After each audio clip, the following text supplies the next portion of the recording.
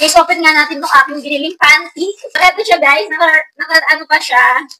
Seamless panty to. Langin ko ha.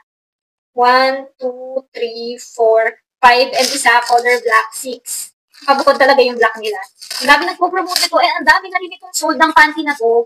Kasi nga daw, maganda yung quality niya. Pero yung gusto mong color niya, color nude. Yeah, I think seamless talaga siya, guys. Tapos, ganito yung punjo niya. Diba? Alam niyo yung nauso dati na seamless panty, yung mabilis lang masira.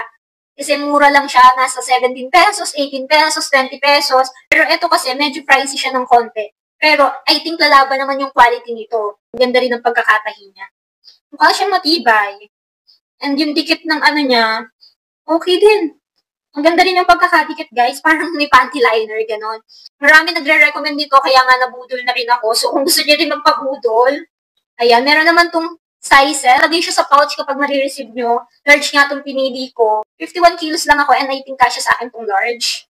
So, ang ganda ng mga color niya, nude color. I like it. Kung gusto nyo rin ito, kesa yung tig 17 pesos, ito nasa 180 plus lang guys. 6 na piraso na yung marireceive nyo. Sulit na rin, diba? At least matagal nyo na rin magagamit. So, yun lang po. Thank you for watching. Kuting diba?